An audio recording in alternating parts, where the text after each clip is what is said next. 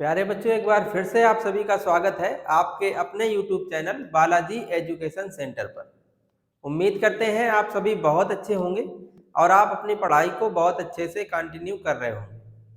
Board exam 2025 को देखते हुए आज हम फिजिक्स का एक बहुत ही इम्पोर्टेंट टॉपिक स्टार्ट करने वाले हैं जो बोर्ड एग्जाम में कई बार पूछा जा चुका है। तो ये क्लास 12th के बच्चों के लिए वीडियो है। इसमें हम क्लास 12th फिजिक्स का एक बहुत ही इंपॉर्टेंट डेरिवेशन देखेंगे। वो डेरिवेशन है, सबसे पहले देखिए जैसे बोर्ड पे लिखा हुआ है, इंपॉर्टेंट टॉपिक है आपका गॉस की प्रमेय तथा उसके अनुप्रयोग।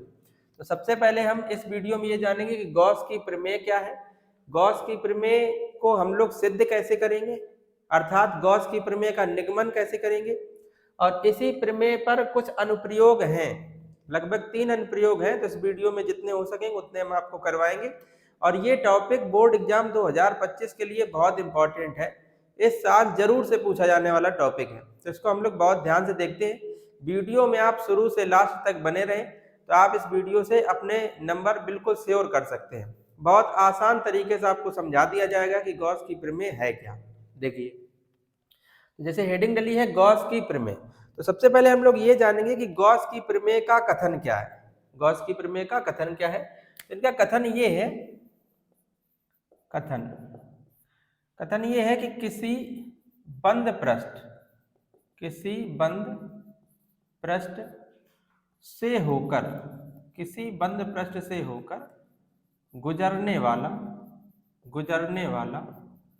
वैद्युत फ्लक्स, किसी बंद पृष्ठ से होकर गुजरने वाला वैद्युत फ्लक्स उस पृष्ठ से परिबद्ध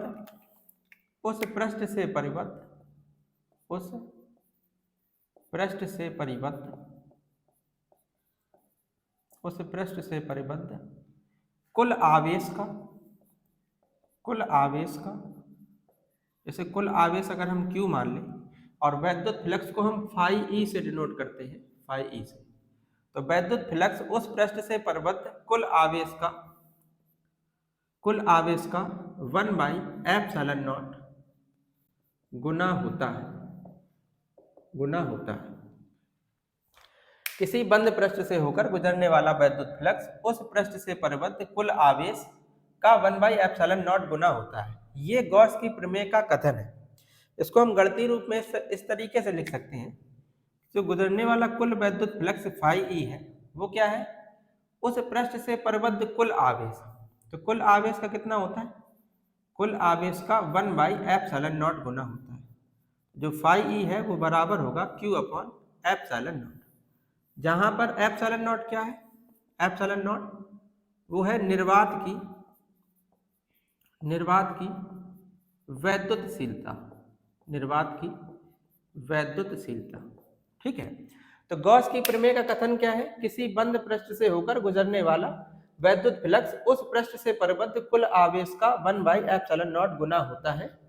तो फाई ई बराबर Q/ε0, जहां ε0 क्या है, निर्वात की वैद्युतशीलता। ठीक है, ये तो कथन था। अब हम इसको सिद्ध कैसे करेंगे, तो इसको सिद्ध करने के लिए अच्छा एक बात हम लोग और याद रखेंगे कि जो गॉस की प्रमेय होती है वो हमेशा बंद पृष्ठ पर अप्लाई होती है। ठीक है, ये बात आप याद रखेंगे। तो इसके हम गॉस की प्रमेय का आप करेंगे निगमन, इसका करेंगे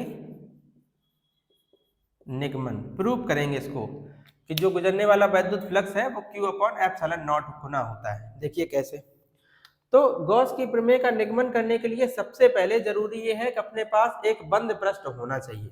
तो देखिए यहाँ पर हम एक बंद पृष्ठ की कल्पना किए ले रहे हैं। तो माना कोई ये क्या है, एक बंद पृष्ठ, मान लिया कि माना ये कोई एक बंद पृष्ठ है जिसका केंद्र मान लिया O है और इस पृष्ठ पर या केंद्र O पर उपस्थित आवेश जो है वो Q है। ठीक है, अच्छा देखिए इस पृष्ठ का हमने एक सूक्ष्म क्षेत्रफल ले लिया, इसका नाम दे दिया dA। संपूर्ण पृष्ठ था, मान लिया कि माना एक काल्पनिक गोली गॉसियन पृष्ठ है जिसका केंद्र O है, जिसमें उपस्थित आवेश क्या है, Q है। ठीक है, इस पृष्ठ का हमने क्या किया, एक सूक्ष्म क्षेत्रफल ले लिया, इस सूक्ष्म क्षेत्रफल को हमने बोला है डीए। ठीक है, जिस पर हमने मान लिया कोई एक बिंदु P है, कोई एक बिंदु P है, इस बिंदु O से मान लिया कि स्मॉल r की दूरी पर यह बिंदु P है, इस बिंदु O से स्मॉल r की दूरी पर यह बिंदु P है। अच्छा, गोले के इस पृष्ठ डीए द्वारा गोले के केंद्र पर बना कोण हमने मान लिया, गोले के केंद्र पर बना कोण जो है वो हमने मान लिया वो है डी ओमेगा, क्योंकि सूक्ष्म भाग लिया है। किसी गोले के पृष्ठीय क्षेत्रफल द्वारा गोले के केंद्र पर जो कोण बनाया जाता है उसे हम घन कोण कहते हैं। अब ये हमने जो क्षेत्रफल लिया है ये बहुत सूक्ष्म लिया है, तो इस पर जो केंद्र पर कोण बनेगा वो भी छोटा बनेगा, तो बनने वाला जो घन कोण है उसको हमने माना है डी ओमेगा। ठीक है, अब देखिए हमने मान लिया कि ये जो बिंदु P है, ये जो हमने क्षेत्रफल लिया है, इसका इस बिंदु P से जो एरिया वेक्टर होगा अर्थात जो क्षेत्रफल सदिश होगा वो इस पृष्ठ के अभिलंबवत बाहर की ओर होगा, तो मान लिया ये डीए।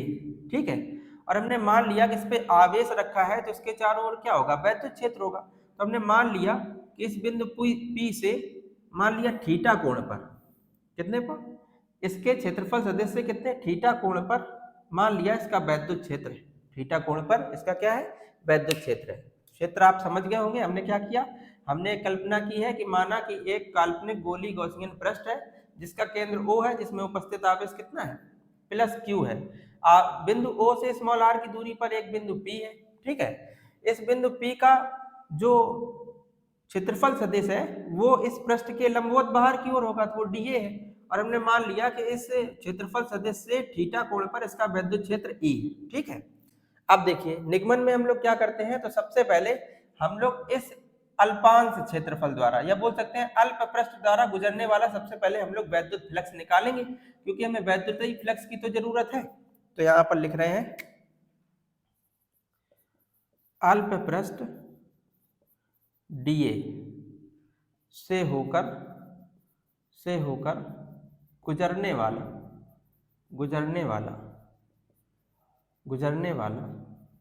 वैद्युत फ्लक्स, गुजरने वाला वैद्युत फ्लक्स। अब हमने अल्प पृष्ठ लिया है या अल्प क्षेत्रफल है, तो गुजरने वाला जो वैद्युत फ्लक्स है वो भी अल्प होगा, तो वो हो जाएगा डी फाई ई। फ्लक्स का फॉर्मूला क्या होता है, E इंटू में डीए, है ना। तो डी फाई ई जो होगा वो बराबर किसके होगा, ये दोनों डॉट प्रोडक्ट है, हमें पता है E और इसके बीच का कोण जो थीटा है, तो इसको अगर हम लोग लिखें डॉट प्रोडक्ट को, तो इसको लिख सकते हैं E डीए कॉस थीटा। ठीक है, इसको बोल दे रहे हैं इक्वेशन नंबर फर्स्ट। ठीक है, हमने ये पता कर लिया कि अल्प पृष्ठ ये जो हमने लिया था डीए से गुजरने वाला जो वैद्युत फ्लक्स है वो कितना होगा। इसके बाद देखिए ये जो आवेश Q है, इस आवेश के कारण इस बिंदु P पर एक वैद्युत क्षेत्र होगा, कितना होगा वो ज्ञात कर ले रहे हैं। तो लिखना आवेश Q के कारण, आवेश Q के कारण बिंदु P पर वैद्युत क्षेत्र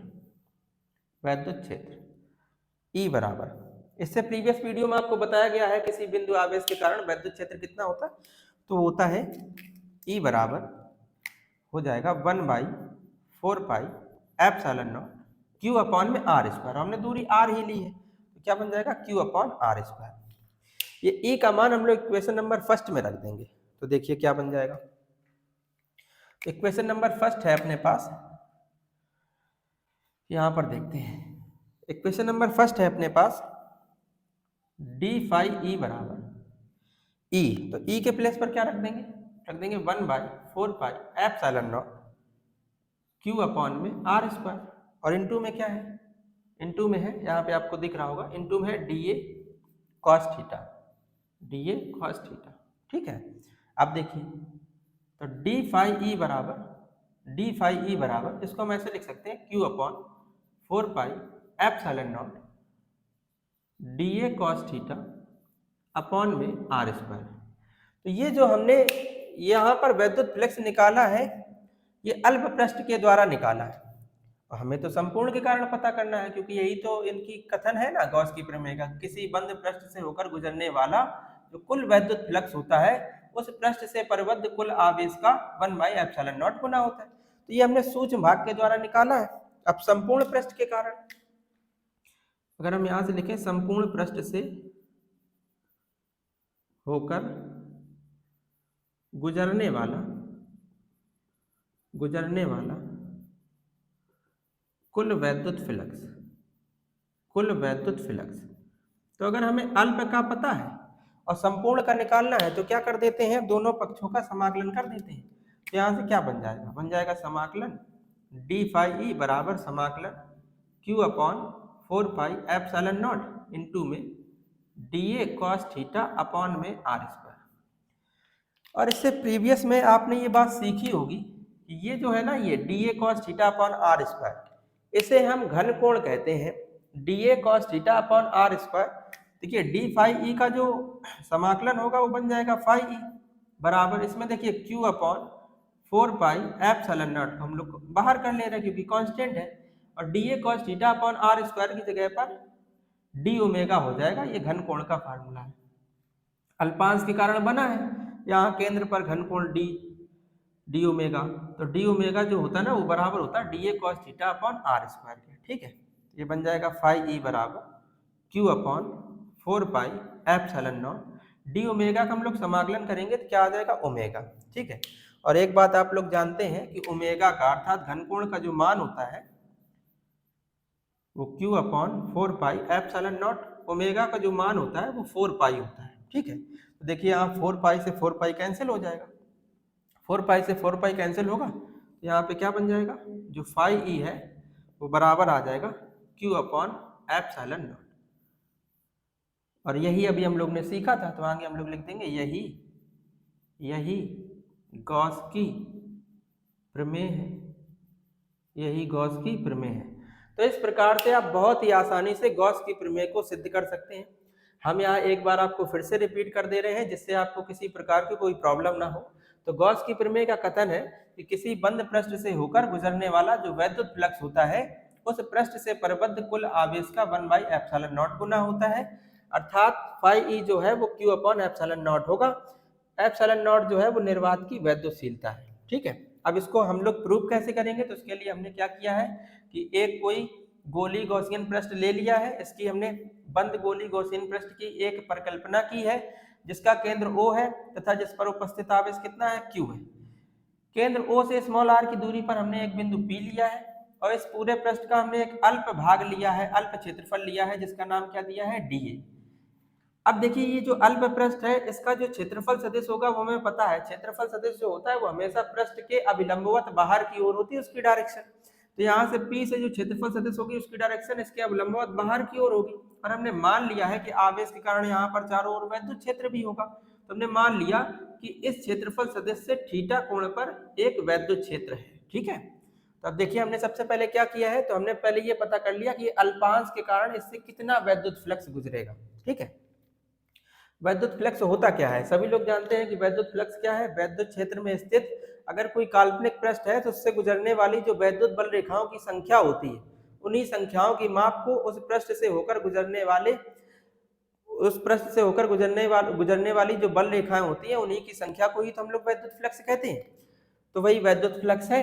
तो हमने पहले ये पता कर लिया कि अल्प पृष्ठ डीए से होकर गुजरने वाला वैद्युत फ्लक्स क्या होगा, डी फाई ई बराबर ई डीए हो गया। वेक्टर हटाएंगे इनका तो दो वेक्टरों का जब डॉट प्रोडक्ट होता है तो उसके साथ क्या आ जाता है, कॉस थीटा। ये बन गया। अब हमें फ्लक्स तो पता चल गया, अब हम ये वाली बात पता करना चाह रहे हैं कि इस आवेश के कारण इस बिंदु P पर वैद्युत क्षेत्र कितना होगा। वैद्युत क्षेत्र निकाल लिया, वैद्युत क्षेत्र निकाला, ये जो E का मान आया उसको इक्वेशन नंबर फर्स्ट में रख दिया तो डी फाई ई पता चल गया। तो अल्पांश के कारण, अल्प क्षेत्रफल के कारण तो हमें पता चल गया कि गुजरने वाला कुल वैद्युत फ्लक्स कितना होगा। संपूर्ण के कारण नहीं पता था, तो संपूर्ण पृष्ठ से होकर गुजरने वाला वैद्युत फ्लक्स निकालने के लिए हमने दोनों पक्षों का समाकलन कर दिया। समाकलन करने से यहाँ पर डीए कॉस थीटा अपॉन जो आर स्क्वायर आया है वो घनकोण होता है, तो इसकी जगह पर हमने क्या लिख दिया, D omega. Q upon 4 pi epsilon not को बाहर किया है, समाकलन किया डी ओमेगा का, तो ओमेगा आ गया। और याद रखना भाई, ओमेगा की जो वैल्यू होती है अर्थात जो घनकोण की वैल्यू होती है वो 4 पाई होती है। 4 पाई से 4 पाई कट गया तो फाई बराबर क्यू अपॉन एप्सिलॉन नॉट आ गया। यही गॉस की प्रमेय है। तो आप बहुत ही आसानी से गॉस की प्रमेय को सिद्ध कर सकते हैं और इसे आप बहुत अच्छे से तैयार कर लें, क्योंकि यह बोर्ड एग्जाम 2025 में बहुत ज्यादा इसकी प्रोबेबिलिटी है आने की। अब गॉस की प्रमेय जैसे हम लोग को आ गई तो इससे रिलेट करते हुआ हम लोग इसकी गॉस की प्रमेय का एक अनुप्रयोग सीखेंगे जो बहुत इंपॉर्टेंट है। तो इसकी नेक्स्ट स्लाइड में हम लोग उसी को देख रहे हैं। ठीक है, बेटा नेक्स्ट आपका बहुत ही इंपॉर्टेंट डेरिवेशन है, जो गॉस की प्रमेय अभी आपने सीखी उसी का अनुप्रयोग फर्स्ट ये है कि अनंत लंबाई के एक समान आवेशित सीधे तार के निकट वैद्युत क्षेत्र हम कैसे ज्ञात करेंगे। देखिए यहाँ पर क्या किया गया है कि एक अनंत लंबाई का तार लिया गया है, ठीक है, और इस तार को क्या है एक समान रूप से आवेशित किया गया है। इसको जो आवेश दिया गया धन आवेश प्लस क्यू दिया गया है, ठीक है। अब देखिए तो यहाँ पर यही बात लिखी गई है। अब जैसे हमें क्या करना है, इस तार के निकट वैद्युत क्षेत्र ज्ञात करना है कितना होगा। अब वैद्युत क्षेत्र होगा ही क्यों, तो वैद्युत क्षेत्र इसलिए होगा क्योंकि हमने क्या कर दिया, इसको आवेशित कर दिया। जब आवेशित कर दिया तो इसके चारों ओर वैद्युत क्षेत्र हो ही जाएगा। तो वही हमें पता करना है कि इसके निकट, इस तार के निकट जो वैद्युत क्षेत्र है वो कितना होगा। तो हमने मान लिया कि इस तार से स्मॉल आर की दूरी पर एक बिंदु P लिया है, जहां पर हमें वैद्युत क्षेत्र की तीव्रता ज्ञात करनी है। तब वो ज्ञात कैसे करेंगे, सबसे पहले ये जो चित्र में हमने किया है उसको यहाँ पे लिखा है कि मान लिया कि माना अनंत लंबाई का एक तार है जिस पर धन आवेश एक समान रूप से वितरित है, और मान लिया माना तार से स्मॉल r की दूरी पर एक बिंदु P है जहां वैद्युत क्षेत्र की तीव्रता ज्ञात करनी है। देखिए कैसे ज्ञात करेंगे। अच्छा ये हम जो सीख रहे हैं ना वो गॉस की प्रमेय के अंतर्गत सीख रहे हैं, और अभी हमने आपको थोड़ी देर पहले बताया था कि जो गॉस की प्रमेय है वो बंद पृष्ठ पर अप्लाई होती है। अब इसको बंद पृष्ठ कैसे बनाया जाए, तो उसके लिए हम लोग एक कल्पना कर लेंगे। जैसे देखिए ये एक मार्कर है, अगर हमें इसे पैक करवाना हो तो कैसे कराएंगे। इसको पैक कराने के लिए देखिए इसका ये पृष्ठीय क्षेत्रफल जो है ना, ये इसको पैक करेंगे। इसके बाद इसका जो ऊपर का ये जो वृत्तीय भाग है, वृत्तीय पृष्ठ है, इसको और इसको, इनको पैक करेंगे। तो ये जो मार्कर है ना, इसका जो आकार है वो एक बेलन के आकार का है। तो जो हमें एक काल्पनिक गोली गॉसियन जो हमें काल्पनिक गॉसियन पृष्ठ की परिकल्पना करनी पड़ेगी, वो कैसा होगा, वो बेलनाकार ही होगा। तो हमने क्या किया कि इसके चारों ओर, इस तार के चारों ओर हमने एक बंद गॉसियन पृष्ठ की क्या कर ली, एक परिकल्पना कर ली। और ये जो बंद गॉसियन पृष्ठ होगा वो किसके आकार का होगा, वो एक बेलन के ही आकार का होगा। तो इस तरीके से हमने क्या किया, एक गॉसियन पृष्ठ बना लिया है इस तार के चारों ओर, एक बंद बेलनाकार गॉसियन पृष्ठ बना लिया है। ये जो हमने बनाया है वो क्या है, बंद बेलनाकार गॉसियन पृष्ठ, गॉसियन पृष्ठ, ठीक है। तो अब हम सबसे पहले इसी बंद बेलनाकार गॉसियन पृष्ठ से होकर गुजरने वाला वैद्युत फ्लक्स निकालेंगे, ठीक है। अब वो कैसे निकलेगा, अब क्वेश्चन ये बन रहा है कि इससे जो वैद्युत फ्लक्स गुजरेगा वो कहाँ से गुजरेगा। तो अगर आप देख पा रहे होंगे इससे गुजरने वाला जो वैद्युत फ्लक्स होगा, एक तो इसके पृष्ठीय क्षेत्रफल से गुजरेगा और एक इसके जो वृत्तीय पृष्ठ है, ये एक ये और एक ये, एक इनसे गुजरेगा। जैसे हमने मान लिया कि इसके ये जो पृष्ठीय क्षेत्रफल है ना, इससे गुजरने वाला जो आपका वैद्युत फ्लक्स है उसको हमने मान लिया φ1 है, ठीक है। और इस वाले पृष्ठ से गुजरने वाला जो वैद्युत फ्लक्स है वो φ2 है, और इस वाले जो पृष्ठ से गुजरने वाला वैद्युत फ्लक्स है वो φ3 है। तो सबसे पहले हम लोग क्या निकालेंगे, गॉसियन पृष्ठ से होकर गुजरने वाला कुल वैद्युत फ्लक्स। तो सबसे पहले हम लोग यहां से निकालेंगे गॉसियन पृष्ठ से होकर गुजरने वाला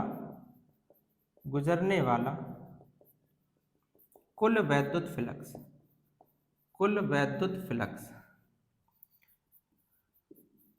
कुल वैद्युत फ्लक्स। तो कुल वैद्युत फ्लक्स क्या हो जाएगा, तो उसको हम लोग लिख रहे हैं φe से। जो φe है वो किसके बराबर हो जाएगा, φ1 प्लस φ2 प्लस φ3, φ1 प्लस φ2 और प्लस का कितना हो जाएगा φ3। अब देखिए जो वैद्युत फ्लक्स है वो बराबर होता है Ea cos थीटा के, ये बात आप जानते हैं, इससे पहले हम लोग ने इस बात को प्रूव भी किया है। तो अब क्वेश्चन ये बन रहा है थीटा क्या होगा, एंगल। तो देखिए जैसे देखिए हम लोग इस पृष्ठ की अगर हम लोग बात करें तो देखिए ये जो तार है ना वो एक समान रूप से धन आवेश से आवेशित है। अगर हम आपसे कहें कि इसके कारण यहाँ पर जो वैद्युत क्षेत्र होगा उसकी डायरेक्शन कहाँ पर होगी, इसके कारण प्लस क्यू आवेश के कारण वैद्युत क्षेत्र की डायरेक्शन कहाँ पर होगी, इस बिंदु पर, यहाँ के किसी भी बिंदु पर आप निकाल लें। तो वैद्युत क्षेत्र की डायरेक्शन प्लस आवेश से दूर की ओर होती है, तो यहाँ पर जो वैद्युत क्षेत्र की डायरेक्शन होगी वो इधर की ओर होगी। समझ पा रहे होंगे आप। अब वैद्युत क्षेत्र की डायरेक्शन तो हमें पता चल गई। अब डिपेंड करेगा एरिया वेक्टर इस पृष्ठ का कहाँ पर होगा। इस पृष्ठ का अगर हम आपसे कहें एरिया वेक्टर कहाँ पर होगा, तो आपको पता है कोई भी पृष्ठ हो उसका एरिया वेक्टर हमेशा उस पर परपेंडिकुलर होता है, अर्थात लंब होता है। जैसे ये हमारी हथेली है, अगर हम कहें इस हथेली का जो एरिया वेक्टर है वो कहाँ पर होगा, तो इस पर परपेंडिकुलर इस तरीके से होगा। ठीक है, तो अगर हमने ये वाला पृष्ठ लिया है, ये वाला पृष्ठ, तो इस वाले पृष्ठ का जो एरिया वेक्टर होगा वो इधर की ओर होगा, इधर की ओर होगा। अब देखिए E और A के बीच में यहाँ पर जो बनने वाला एंगल है इस पृष्ठ के लिए, चाहे इस पृष्ठ की बात करें चाहे इस पृष्ठ की बात करें, उस कंडीशन में थीटा की वैल्यू जो होगी वो 0 होगी। समझ पा रहे होंगे आप। अब जैसे इस पृष्ठ की हम लोग बात करें, तो इस पृष्ठ के लिए जैसे मान लीजिए हम इधर पर किसी कोई बिंदु ले लें, यहाँ पर बोले कि आप बताइए कि यहाँ पर वैद्युत क्षेत्र की डायरेक्शन क्या होगी, तो देखिए प्लस आवेश है ना, तो प्लस आवेश से वैद्युत क्षेत्र की डायरेक्शन कहाँ पर होती है, दूर की ओर से इधर हो जाएगी। अब ये वाला जो ऊपर वाला ये जो वृत्तीय पृष्ठ है, इसका अगर हम आपसे कहें एरिया वेक्टर कहाँ पर होगा, तो एरिया वेक्टर इसके हमेशा कहाँ पर होगा, परपेंडिकुलर। तो जो इसका एरिया वेक्टर होगा वो इधर की ओर होगा। उम्मीद करते आप समझ गए होंगे। तो इन दोनों के बीच बनने वाला एंगल कितना है बताइए, तो वो थीटा 90 डिग्री है। ऐसे इस वाले पृष्ठ की बात कर लेते, इसका जो वैद्युत क्षेत्र होगा वो इस साइड होगा और इसका जो एरिया वेक्टर होगा वो इधर पर होगा। तो उस कंडीशन में यहाँ पर जो एंगल होगा वो कितना होगा, वो भी 90 होगा। ठीक है, तो इसी प्रकार से अगर हम कहें ये जो है ना, ये φ1 वो किससे है, वो पृष्ठीय क्षेत्रफल से गुजरने वाला इसका जो वैद्युत फ्लक्स है, और ये जो φ2 और φ3 है ये वृत्तीय पृष्ठों से होकर गुजरने वाला वैद्युत फ्लक्स है। तो यहाँ पर लिखते हैं φe बराबर क्या बन जाएगा, वैद्युत फ्लक्स का फार्मूला होता है Ea cos थीटा, है ना, तो बन जाएगा Ea cos थीटा प्लस ये भी बन जाएगा Ea cos थीटा, ये भी बन जाएगा Ea cos थीटा। ठीक है, तो φe बराबर Ea, इसमें थीटा की जो वैल्यू है ना इस वाले की φ1 के लिए थीटा की वैल्यू 0 है, तो यहाँ 0 रख दे रहे हैं। Ea cos यहाँ पर थीटा की वैल्यू 90 है, Ea cos यहाँ पे भी थीटा की वैल्यू 90 है। अब देखिए φe बराबर ये बन गया Ea cos 0 की वैल्यू 1 होती थी, ये केवल Ea बन जाएगा, और प्लस में ये Ea cos 90, और cos 90 की वैल्यू जो होती है ना वो 0 होती है, और प्लस ये भी क्या हो जाएगा 0। तो φe जो है वो कितना बन जाएगा, वो बन जाएगा E इंटू में A। अच्छा A क्या है, A है ये जो हमने बेलनाकार गॉसियन पृष्ठ लिया है ना उसका ये है पृष्ठीय क्षेत्रफल, और हमें पता है कि गोल जो बेलन का पृष्ठीय क्षेत्रफल होता है, बेलन का पृष्ठीय क्षेत्रफल होता है 2 पाई आर एच, है ना। जैसे मान लीजिए अगर हम इस तार की लंबाई को L मान लें, तो वही H जो है वो L में कन्वर्ट हो जाएगा, तो ये क्या बन जाएगा 2 पाई आर एल। ठीक है, तो देखिए इस A के प्लेस पर हम लोग क्या लिख लेंगे, ये बन जाएगा φe बराबर E इंटू में, इसके प्लेस पर A के प्लेस पर हमें पता है इसका एरिया कितना बनेगा, बन जाएगा 2 पाई आर और L। ठीक है, तो ये तो हमें पता चल गया कि इस बंद बेलनाकार गॉसियन पृष्ठ से होकर गुजरने वाला जो कुल वैद्युत फ्लक्स होगा वो इतना होगा। जबकि हम इस क्वेश्चन को सॉल्व कर रहे हैं किससे, गॉस की प्रमेय से।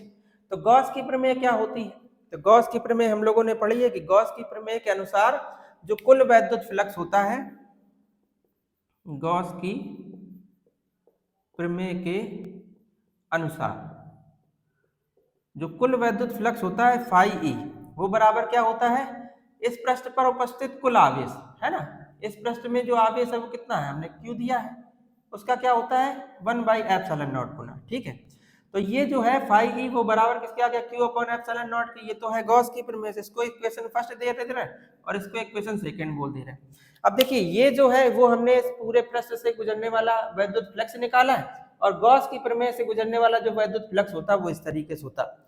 ये भी वैद्युत फ्लक्स है, ये भी वैद्युत फ्लक्स है, दोनों फ्लक्सों को हम आपस में बराबर कर देंगे। तो यहाँ पर लिख देंगे समीकरण 1 व 2 से, समीकरण 1 व 2 से क्या हो जाएगा, वो बन जाएगा E इंटू में 2 पाई आर एल बराबर में Q/ε0।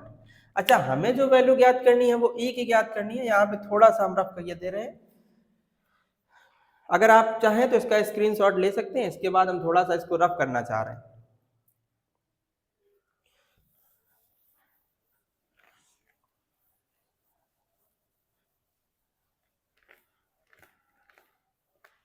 अब देखिए हमें वैल्यू ज्ञात करनी है ई की, तो अगर हमें ई ज्ञात करना होगा तो ये जो इनटू है वो पूरा डिवाइड में चला जाएगा, तो ये बन जाएगा ई बराबर, इसको हम इस प्रकार से लिख रहे हैं 1/2 pi 1/2 pi epsilon naught 2 pi epsilon naught Q upon R, और एल और बचेगा आर इंटू में एल। ठीक है, अच्छा देखिए ये जो क्यू अपॉन एल है उसे हम लोग कहते हैं रेखीय आवेश घनत्व, इसे हम लोग कहते हैं रेखीय आवेश घनत्व, रेखीय आवेश घनत्व। इसे हम लेमडा से प्रदर्शित करते हैं और लेमडा का फार्मूला होता है क्यू अपॉन एल। इसकी डेफिनेशन होती है किसी तार की प्रति एकांक लंबाई पर उपस्थित आवेश की मात्रा को रेखीय आवेश घनत्व कहते हैं। इसे लेमडा से प्रदर्शित करते हैं, इसका मात्रक कूलाम प्रति मीटर होता है। तो Q अपॉन एल के प्लेस पर हम लोग क्या लिख लेंगे, लेमडा। तो बताइए ये क्या बन जाएगा, ये बन जाएगा E बराबर 1/2 पाई एप्सिलॉन नॉट, इसके प्लेस पर लिख देंगे लेमडा अपॉन में R। ठीक है, हम लोग अभी तक जो क्वेश्चन सॉल्व किए हैं कूलाम के नियम उसमें 4 पाई चाहिए होता, तो कोई दिक्कत नहीं है, हम यहाँ 2 से इसमें गुणा कर दे रहे हैं और ऊपर भी 2 से गुणा कर देंगे। तो इस प्रकार से बन जाएगा 1/2 से मल्टीप्लाई कर दिया 2 पाई एप्सिलॉन नॉट, तो यहाँ पे भी 2 से मल्टीप्लाई कर देंगे। तो ये इस प्रकार से बन जाएगा E बराबर 1/4 पाई एप्सिलॉन नॉट 2 लेमडा अपॉन में R, 2 लेमडा अपॉन में R। इसका मात्रक क्या होता है, इसका मात्रक होता है न्यूटन पर कूलम। वैद्युत क्षेत्र की तीव्रता का मात्रक क्या होता है, न्यूटन पर कूलम। जहां पर अभी हमने आपको बताया ये लेमडा क्या है, लेमडा है रेखीय आवेश घनत्व, रेखीय आवेश घनत्व। रेखीय आवेश घनत्व की डेफिनेशन भी आपको बताई कि किसी तार की प्रति एकांक लंबाई पर उपस्थित आवेश की मात्रा को रेखीय आवेश घनत्व कहते हैं, इसे लेमडा से प्रदर्शित करते हैं। तो ये हो गया अनंत लंबाई के एक समान आवेशित सीधे तार के निकट वैद्युत क्षेत्र की तीव्रता। और हम लोग इसमें देख भी पा रहे हैं कि जो वैद्युत क्षेत्र की तीव्रता है ये दूरी के व्युत्क्रमानुपाती है, मतलब इस आवेशित तार से जितनी अधिक दूरी लेते जाएंगे उतनी वैद्युत क्षेत्र की तीव्रता कम होती जाएगी, क्योंकि दूरी और तीव्रता में जो रिलेशन है वो कैसा है, व्युत्क्रमानुपाती का। उम्मीद करते हैं आप ये इंपॉर्टेंट डेरिवेशन बहुत अच्छे से समझ गए होंगे। ठीक है, और इसी प्रकार के आगे के वीडियो और देखने के लिए अब ये क्वेश्चन सीरीज आपकी कंटिन्यू चलती रहेगी, जिसमें आपको इंपॉर्टेंट डेरिवेशन बताए जाएंगे। ठीक है, फिलहाल और अगर किसी प्रकार की आपको समस्या है तो दिए गए व्हाट्सएप नंबर पे आप कांटेक्ट कर लें, या कोई भी पार्टिकुलर आपको अगर कोई वीडियो चाहिए है, किसी वीडियो की डिमांड है, तो आप कमेंट बॉक्स में लिख दें कि हमें इस प्रकार का डेरिवेशन की आवश्यकता है, तो हम उस पर जरूर से वीडियो लेके आएंगे। बाकी जिन बच्चों ने अभी तक चैनल को सब्सक्राइब नहीं किया है उनसे एक हम्बल रिक्वेस्ट है कि आप सभी लोग चैनल को सब्सक्राइब कर लें और वीडियो को शुरू से लेकर अंत तक देखा करें, जिससे आपको कुछ बेनिफिट हो सके। और जो वीडियो है इसको आप अपने दोस्तों तक भी शेयर कर दें, जिससे उनको भी कुछ बोर्ड एग्जाम के लिए इंपॉर्टेंट चीजें मिल पाए। बाकी इस वीडियो में इतना ही रखते हैं। ठीक है, तब तक आप अपना सभी लोग बहुत अच्छे से ध्यान रखें और अपनी पढ़ाई को कंटिन्यू करते रहें। Thanks for watching.